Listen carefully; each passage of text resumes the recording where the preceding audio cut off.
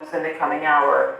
Students and opposition supporters are demanding justice for more than 200 people killed last month during demonstrations against the government job quota scheme, and that's since been scaled back by the country's top court. All the ministers are in hiding. Wait and see how the people will go and surround the Prime Minister's house. If Sheikh Hasina doesn't resign voluntarily, we will take our next step. We want the government to resign. We would all then go back to the golden times we had in the past. This is why I came down to the streets. Well, thousands of Bangladeshi protesters gathered at Shahbag Square. That's a busy intersection in the country's capital. It's known for being a place of protest and demonstration and has been nicknamed Bangladesh's Tahrir Square. Tanvir Chowdhury has this update from Dhaka. It's very chaotic, it's very tense, it's volatile, it's dangerous in one way to describe. We are in a safe zone right now because it's an access point to the diplomatic area. It's much calmer in this part. There's hardly any private cars, public vehicle, mostly motorcycle, as you can see. People are extremely worried what's going to happen. We were in Shahbag Square, the main center of the protest near the Dhaka University campus.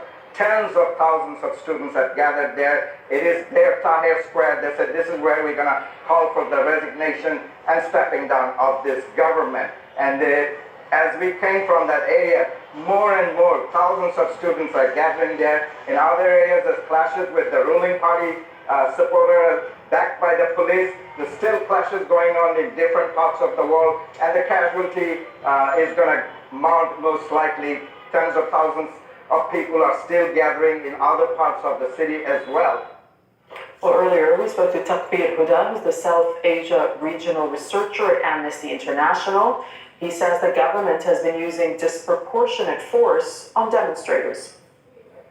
What's happening in Bangladesh right now is nothing short of a historic revolution. I mean, you would think after the heavy-handed response that we witnessed over the last 2 weeks, which led to the deaths of at least 200 people and injuries of thousands more, a shoot-on-site curfew order, an unprecedented 11-day internet shutdown, you would think that that was enough to, dust the popular spirit. But the people have come back even more resilient, and now it's not just a student-led movement. People from all walks of life have joined the students. Yesterday we saw, rickshaw pullers join the students, musicians, artists, actors, you name it. Everyone was on the streets. So right now, as I said, that we're witnessing something quite unprecedented and historic.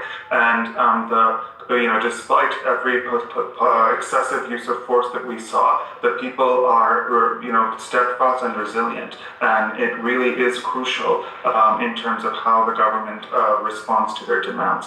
At Amnesty International, we have been verifying evidence of the extent to which the use of force that we witnessed was lawful, and we found that overwhelmingly it was unlawful, because our findings showed the unlawful use of birdshot, which is a hunting weapon that was used against unarmed student protesters. We found dangerous use of tear gas in enclosed student spaces. We found evidence of unrestrained use of lethal firearms, such as AK pattern assault rifles. So all of these violate, the restraint principle and the protection principle under international human rights law that Bangladesh and its law enforcement officials were obligated to uphold. So, and at the same time, aside from the use of force against protesters, we saw the communications blackout, which is also a violation of its obligation under international covenant on civil and political rights, because it completely blocked the ability of people to conduct, human rights monitoring at a situation when human rights was most at risk.